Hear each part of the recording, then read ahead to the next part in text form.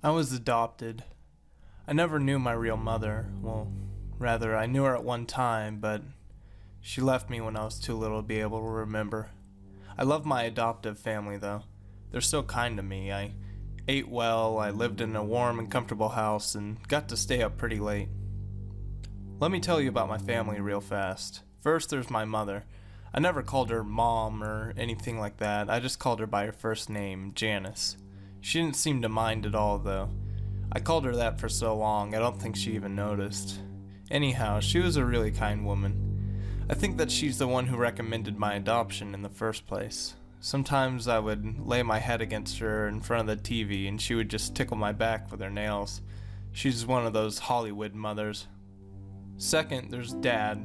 His real name was Richard, but he never really liked me much, so I began to call him Dad as a desperate attempt to gain his affection. It didn't really work. I think that no matter what I call him, he would never love me as much as his own child. That's understandable, so I never really pressed the issue. The most notable attribute of Dad was his unmoving sternness. He was not afraid to pop his children when they did something wrong. I found that out before I could properly use the bathroom. He didn't hesitate to spank me. Well, I'm in line, and it's because of his methods. Lastly is my sister. Emily was really young when I was adopted, so we were about the same age, but she was slightly older. I do like to think of her as my little sister, though. We get along better than any siblings could possibly get along. We would always stay up late together and just talk. Well, she did a lot of the talking. I mostly just listened because I loved her. It was a great setup that we had. We were short on bedrooms at first. I didn't want to sleep in the living room by myself when I was small, so I had a pallet set up next to her bed for me. This is where I've slept since, but it was fine because I enjoyed being with her and always felt pretty protective of my sister. Everything changed on a horrible Wednesday night. I was at home taking a nap when Emily opened the front door. The sound of the door open pulled me into a state of consciousness, and I walked from the room down the hall to the living room. That's when I first remembered it was Wednesday. I was never very good at keeping track of what day it was. My sense of time is horrible. But nevertheless, I knew it was Wednesday because Emily had just come home from her church's youth group gathering. She walked in the front door and hugged me and was followed by Dad and Janice. "You have a good nap?" Janice said teasingly as she ruffled my hair. I just shook my head away and snorted at her. "Don't you snort at your mother like that," said my father gruffly with authority. He shut the door behind him and hung up his coat. "I was clearly joking," I growled under my breath. He must have not heard me because I didn't feel him smack me. Emily then proceeded to our room and I followed her. She started telling me about her day, usual teenage girl stuff, but I listened so she would feel better. After her summary, she suggested watching TV, and I obliged and jumped onto the couch as she was going for the remote. She rolled her eyes at my little brother-like immaturity and scooted over and sat down. The TV turned on, we watched it together until the sun went down. Emily was the kind of girl that, instead of watching cartoons and soap operas, would rather watch Discovery and Animal Planet. I liked those too, so I didn't really mind. Actually, those were the only channels that could really hold my attention. So it got late, and Janice walked up behind the sofa. "Emily, it's past your bedtime. Turn off the TV and go to your room." "You too," she pointed at me.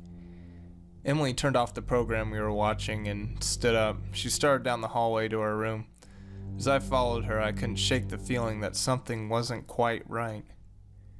We went to our room and Emily turned off the light. Just as she did, I caught a flash of movement out of the corner of my eye. It was out the window, but I redirected my line of sight to where the window was no longer in my peripheral vision. Whatever it was that I thought I saw was gone. I still remained slightly cautious, for my sister's sake.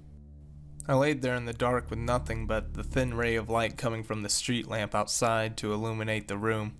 It wasn't much, and time again, I could have sworn I heard small sounds just outside the window, like a twig breaking, leaves crunching, clothes jostling.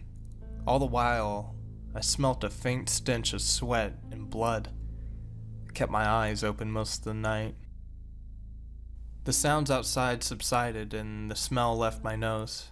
I began to feel at ease and my eyelids closed. Not long after that, I heard a very loud crash on the other side of the house. I was up in an instant. "There's someone in the house," I shouted, with extreme adrenaline coursing through me. "Wake up!" I shrilly pleaded with Emily. She did, and as soon as I saw her sit up, I ran to my parents' room. Dad was dead. His neck was splayed open and gaping as blood spilled out of it, off the bed and onto the floor. I saw that the master bathroom's door was closed, and just before it, on the outside, was a man. A man. I don't feel comfortable calling it that. He was very large and rugged. He turned around and saw me. That's when I saw him accurately for the first time. I won't forget it.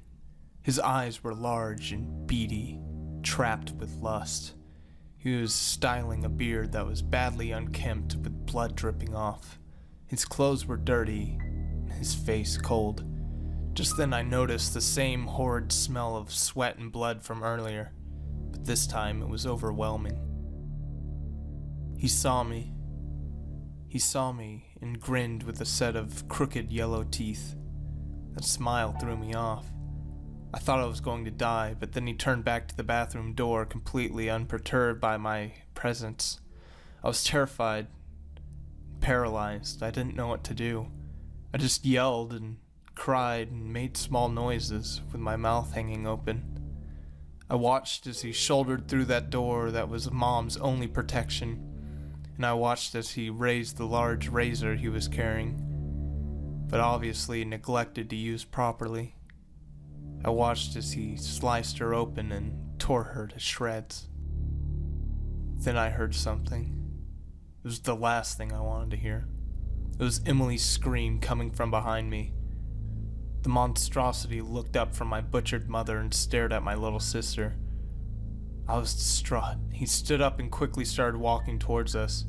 My sister turned and ran, and I was at a loss when he passed me and went straight after her. Why was she still in the house? Why didn't she listen and run? Now she was going to die, and I was going to be alone. I ran after them both. I expected the man to kill her as he did the rest of our family, but I was sadly mistaken. He grabbed her by the arm and jerked her as a way to make clear that he was in control. He dragged her through the house. I was making all the noise I could now, hoping and praying that someone would come to our aid. He mustn't take her, not her. As he passed me, I backed against the wall and whimpered with terror. Why? He didn't respond, except by putting his free head on my hand while Emily screamed in the other. Said, "Good boy." He gave another crooked grin and a very cold, unnatural laugh. I followed him to the door where he dragged my helpless sister after him. He opened it, pulled her out, and slammed it shut behind him. I'm sitting alone in the house with my mutilated adoptive parents, shivering with fright. He's out there with her, doing who knows what to her. I can't do anything. I would if I could, but I can't. I would chase after them in a heartbeat, but I can't. I sit here looking at the front door. My gaze drifts down to my paws. If only I could open doors.